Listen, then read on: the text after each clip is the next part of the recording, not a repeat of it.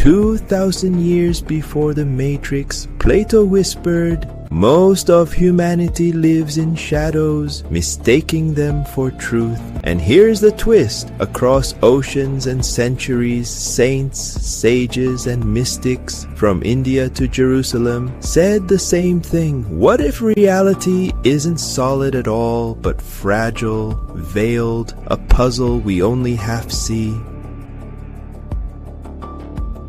In the West, we like certainty. Chairs are for sitting. Gravity keeps your feet on the ground. The table is solid because physics says so. Common sense insists reality is fixed, measurable, reliable. But the ancient voices of the West weren't so sure. Plato, standing in Athens, told us most humans are prisoners, chained to illusion. Augustine admitted that truth comes to us veiled. Paul of Tarsus wrote, "Now we see through a glass, darkly, as if our eyes are fogged windows." Travel east and the suspicion grows louder. Hindu sages declared the world to be Maya, a cosmic illusion. Buddhists said impermanence defines all things. Nothing endures long enough to be called real. Taoist mystics warn that names, labels, and forms hide the flow beneath them. Here we have two competing instincts. Common sense says reality is solid. Wisdom traditions say reality is veiled. And in this tension, the rabbit hole deepens.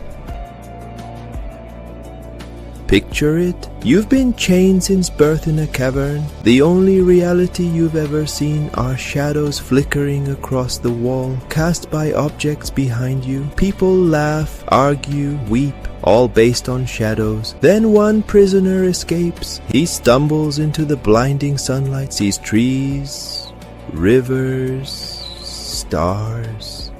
When he returns to tell the others, they mock him, or worse, attack him. Why? Because the shadows felt safer than the truth.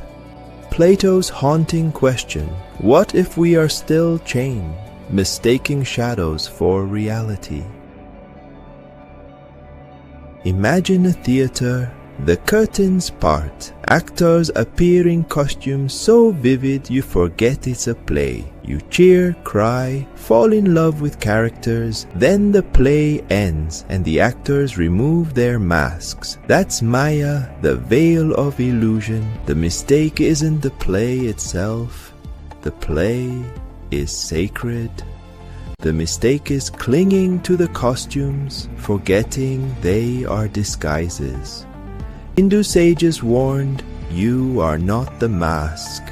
You are the eternal actor, hidden behind the veil. A monk offers you a flower. He says, "It is beautiful, isn't it? Tomorrow it wilts. Next week it rots. What you thought was a flower was never one thing. It was a process. Cells dividing, petals shifting, molecules rearranging. Nothing endures. Even your body, constantly shedding skin, replacing cells, is more river than rock." Buddhism insists impermanence is reality. The suffering comes when you cling to what cannot last. The Apostle Paul admitted something radical. Now we see through a glass, darkly, but then face to face. Imagine looking at your life through fogged glass. Faces blur. Truth hides in mist. Even faith, Paul admitted, is not full vision. It is partial, incomplete. He promised clarity one day, but for now, we walk in shadows. For a religion so often accused of claiming absolute truth, this is striking humility. Even revelation admits limits. Lay these stories side by side. Plato's shadows, Hindu Maya, Buddhist impermanence, Paul's fogged mirror, they all hum the same note. Appearances deceive. But here's the deeper question. Why do so many cultures insist on this? Because whenever humanity digs deeper, appearances collapse. Matter looked solid until microscopes revealed atoms. Then atoms dissolved into quantum probabilities.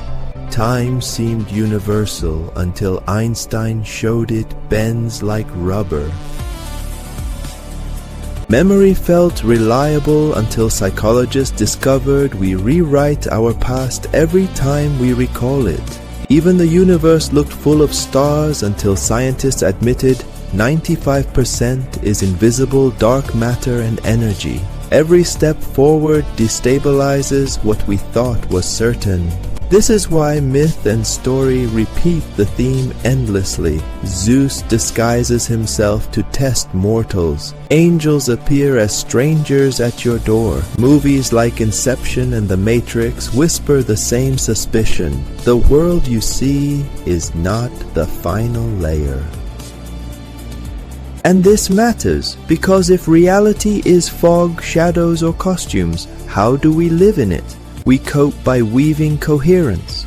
Religions create rituals, science builds models, societies form customs, all to stitch illusions into something stable enough to live in. Coherence doesn't erase shadows, it arranges them into meaning. But when coherence breaks, everything collapses. Nations descend into chaos, faith turns to fanaticism, science fractures into contradictory theories. Even personal life. When trauma shatters your inner coherence, reality feels unreal, like you're living in someone else's dream. And that's why sages warned us, not to despair, but to stay awake, to remember what you see is partial. What you cling to is fragile. Handle life carefully or coherence cracks. Here is where the coherence lens reframes everything. Instead of asking, is reality true or false, it asks, is reality coherent or incoherent? Think about music. A single note is just sound, but when notes align, harmony appears. You can sing, dance, feel joy. Reality works the same way. It doesn't have to be absolute. It has to be coherent enough for you to live, love, and connect.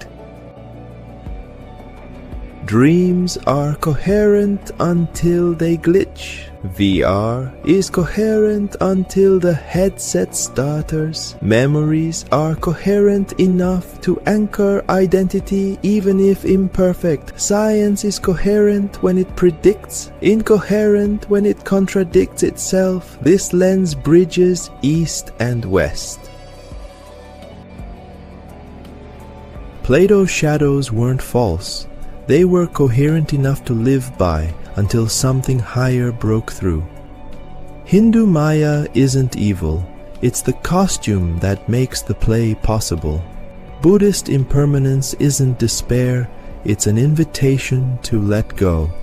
Paul's fogged mirror isn't hopeless, it's a promise that clearer coherence lies ahead. The danger isn't illusion, the danger is incoherence. When shadows no longer line up, when masks no longer tell a story, when time and memory no longer fit, reality feels like it's breaking apart, and maybe that's what we see in today's world. Fractured politics, culture wars, fragmented identities, digital echo chambers, competing realities colliding, incoherence everywhere. The coherence lens doesn't solve illusion, it teaches us how to navigate it. It says, don't worship the shadows, don't curse them either. Ask instead, does this reality hold together?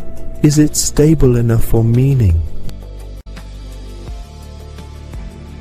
So maybe saints and sages weren't warning us about evil, maybe they were warning us about incoherence. Tonight, ask yourself, am I clinging to shadows or weaving coherence? Follow the white rabbits, because in episode 3, we'll step into the world of science itself, where experiments shatter the solid ground beneath our feet, and the rabbit hole only gets stranger.